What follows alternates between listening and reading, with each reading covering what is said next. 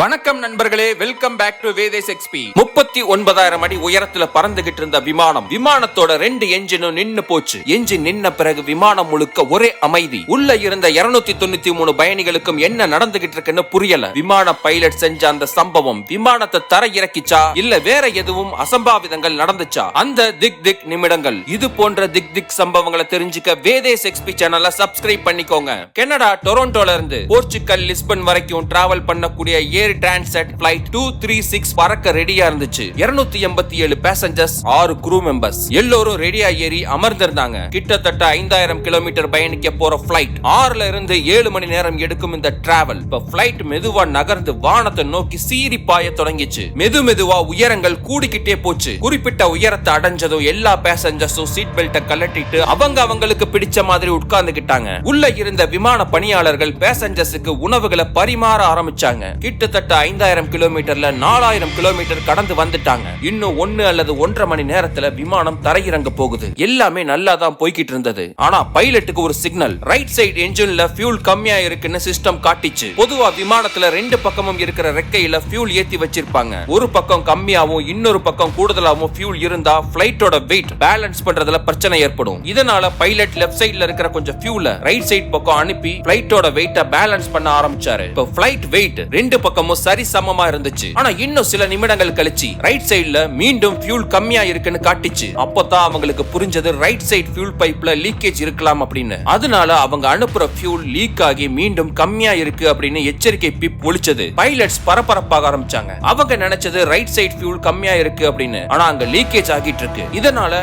Left சைடுல இருந்து அனுப்பிய அந்த ஃபியூலும் வேஸ்ட் ஆகிடுச்சு. அடுத்த சில நிமிஷத்துல லெஃப்ட் சைடுல இருந்தும் ஃபியூல் கம்மியா இருக்கு அப்படின்னு வார்னிங் வர ஆரம்பிச்சது. பைலட்டோட மனநிலை ஸ்ட்ரெஸ் மோடுக்கு போச்சு. இன்னும் போக வேண்டிய தூரத்துக்கு இந்த ஃபியூல் பத்துமா பத்தாதன்னு அவங்களுக்கு சரியா கெஸ் பண்ண முடியல. ஒரு ஃளைட் பறக்க வெயிட் மேனேஜ்மெண்ட் ரொம்ப முக்கியம். அதனால தான் பேசஞ்சர்ஸ்க்கு அவங்களோட லக்கேஜ் வெயிட் இவ்வளவுதான் அப்படின்னு லிமிடேஷன் கொடுப்பாங்க. அது போல போக போற டிஸ்டன்ஸ் வரைக்கும் தான் ஃபியூல் நிரப்பி வச்சிருப்பாங்க. அதனால எக்ஸ்ட்ரா ஃபியூல் இப்ப அந்த ஃளைட்ல இல்ல. பறந்துகிட்டு இருக்கிற உயரமும் 39,000 அடி. கீழே இருந்து அந்த உயரத்தை அளந்தா சுமார் 12 கிலோமீட்டர் வரும். அந்த உயரத்துல ஃபியூல் தீர்ந்து போச்சுன்னா ஒண்ணுமே பண்ண முடியாது. அந்த விமானத்துல இருக்கிற ஒவ்வொருத்தரோட சேஃப்டியும் கேள்விக்குறி ஆகிடும் அப்படின்னு நினைச்சுக்கிட்டு இருக்கிறப்ப தான் 2 சைடுலயுமே ஃபியூல் காலி ஆகிடுச்சு அப்படின்னு எச்சரிக்கை ஒலி வருது. இப்ப 2 என்ஜினும் ஆஃப் ஆகிடுச்சு. ஃளைட்டுக்குள்ள ஒரே அமைதி. 2 என்ஜினும் ஓடுற சத்தம் உள்ள கேட்டுக்கிட்டு இருக்கும். இப்ப எந்த சத்தமும் இல்ல, ஒரே நிசப்தம். பேசஞ்சர்ஸ்க்கு இந்த பேரமைதி பெரும் பீதியை உண்டு பண்ணிச்சு. விமான பணியாளர்கள் கிட்ட என்ன நடக்குதுன்னு கேட்டுக்கிட்டே இருந்தாங்க. அவங்களும் ஒண்ணுமில்ல, சின்ன டெக்னிக்கல் ப்ராப்ளம் தான் அப்படின்னு சொல்லி சமாளிச்சாங்க.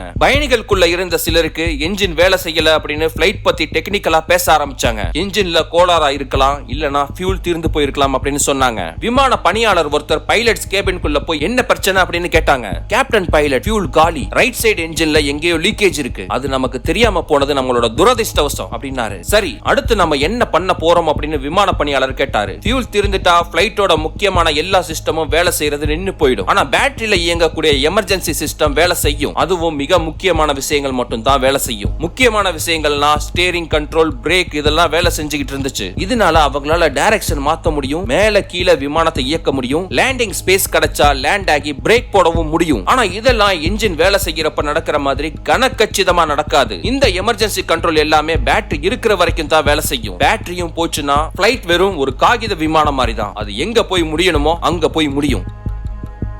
ஆனா இப்ப எமர்ஜென்சி சிஸ்டம் வேலை செஞ்சுக்கிட்டு இருக்கு. இத வச்சு விமானத்தை கண்ட்ரோல் பண்ணிக்கிட்டு இருந்தாங்க. இப்ப அட்லாண்டிக் பெருங்கடல் மேல 39,000 அடி உயரத்துல அந்த விமானம் ஃபியூல் இல்லாம பறந்துகிட்டு இருக்கு. அவங்க போய் லேண்ட் ஆக வேண்டிய தொலைவு சரியா 300 கிலோமீட்டர். ஆனா கண்டிப்பா அது வரைக்கும் இந்த எமர்ஜென்சி சிஸ்டம் நம்பி பறக்கிறது சரியான முடிவா இருக்காது. இப்ப என்ன பண்றது? அடுத்த 120 கிலோமீட்டர் தொலைவுல ஒரு ஏர்போர்ட் இருக்கு, அசோரஸ் ஏர்போர்ட். அங்க போய் லேண்ட் ஆகலாம் அப்படின்னு முடிவு பண்ணாங்க. ஆனா அது வரைக்கும் பேட்டரி தாக்கு பிடிக்கணும், இல்லனா விஷயம் விபரீதமாகிடும். உடனே கண்ட்ரோல் ரூமுக்கு தொடர்பு கொண்டு விஷயத்தை விவரிச்சாங்க. கண்ட்ரோல் ரூம்ல இருந்து அசோரஸ் ஏர்போர்ட் கண்ட்ரோல் ரூமுக்கு அந்த பைலட் கூட கனெக்ட் பண்ணாங்க. அசோரஸ் ஏர்போர்ட்ல ஏர் டிரான்சிட் விமானம் 236 தரையிறங்க அனுமதி கொடுத்தாங்க. விமானத்தை 120 கிலோமீட்டர் தொலைவுக்கு என்ஜின் வேலை செய்யாம பறக்க வைக்கிறது அப்படிங்கிறது சாதாரணமான விஷயம் இல்ல. ஆனா அதை செஞ்சே தான் ஆகணும். இதுல ஒரு பாசிட்டிவான விஷயம் என்ன தெரியுமா? அந்த பிளைட்டோட கேப்டன் ராபர்ட் பிசேவுக்கு மிலிட்டரி விமானங்கள் ஓட்டிய அனுபவம் இருக்கு. அதுல ஃபியூல் தீர்ந்து போனா எப்படி விமானத்தை இயக்கணும் அப்படிங்கிற பயிற்சியும் அவருக்கு கொடுக்கப்பட்டிருக்கு. நம்ம எப்பவோ கத்துக்கிற விஷயங்கள் வாழ்க்கையில நமக்கு எப்ப வேணாலும் கை கொடுக்கலாம். அது இப்ப அவருக்கு கை கொடுத்துச்சு.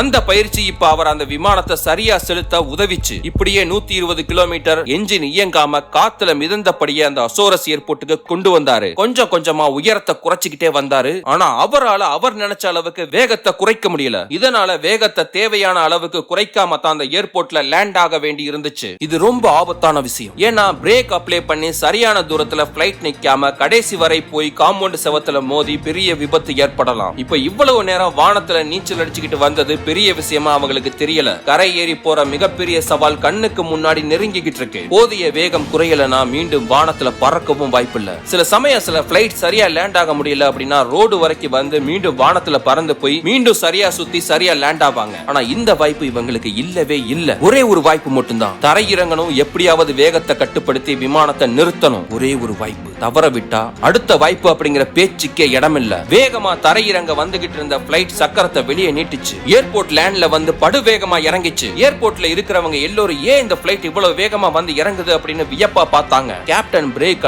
அழுத்த வேகம் குறைஞ்சது. ஆனா அது கட்டுப்பாடான வேகம் கிடையாது. அந்த வேகம் நினைச்ச அளவுக்கு குறையல. வந்த வேகத்துல டயர் எல்லாமே கிளிய ஆரம்பிச்சது. எதிரில காம்பவுண்ட் செவர். கிட்டத்தட்ட விமானம் காம்பவுண்ட் செவரை நெருங்கிடுச்சு. இன்னைக்கு ஒரு பெரிய சம்பவம் இருக்கு அப்படின்னா அந்த ஏர்போர்ட்ல இருந்த எல்லோரும் அந்த விமானத்தை உற்று நோக்கினாங்க. அந்த பிளைட் ஏர் டிரான்சிட் விமானம் 236 கிட்டத்தட்ட காம்பவுண்ட் செவரை நெருங்கி போய் மெதுவா நின்னது.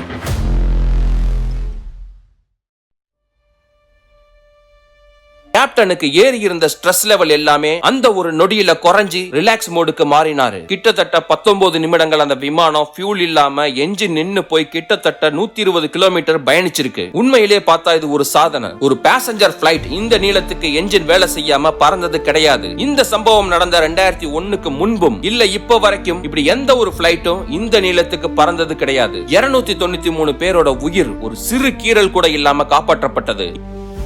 இந்த சம்பவம் நடந்து சில நாட்களுக்கு பிறகு இன்வெஸ்டிகேஷன் ஆரம்பமாச்சு. அந்த ஃபியூல் லீக்கேஜ் இப்படி நடந்துச்சு. ஒரு என்ஜின்குள்ள நிறைய பைப் கனெக்ஷன்கள் பக்கத்துல ரொம்ப நெருக்கமா போயிட்டு இருக்கும். அதுல ஒரு பைப் தான் ஃபியூல் பைப். இன்னொரு பைப் ஹைட்ராலிக் பிரஷர் பைப். அந்த hydraulic pressure pipe engine maintenance வேலையில மாத்தப்பட்டிருக்கு. ஆனா அதோட அளவு ரெகுலர் சைஸை விட கொஞ்சம் பெருசா இருந்திருக்கு. பறக்கிறப்ப விமானத்தோட அதிர்வுல அந்த ஹைட்ராலிக் பிரஷர் பைப் பக்கத்துல இருந்த ஃபியூல் பைப்பை உரசி டேமேஜ் பண்ணிடுச்சு. அந்த ஒரு சின்ன தவறு வானத்துல 293 பேரோட உயிரை ஊசலாட வச்சிருச்சு. இந்த வீடியோ உங்களுக்கு பிடிச்சிருந்துச்சு அப்படின்னா உங்களோட ஃப்ரெண்ட்ஸ் அண்ட் ஃபேமிலி சர்க்கிள்ல ஷேர் பண்ணுங்க. நீங்க யூடியூப்ல இருந்தா சப்ஸ்கிரைப் தட்டுங்க, இன்ஸ்டால இருந்தா ஃபாலோ தட்டுங்க. தேங்க்யூ.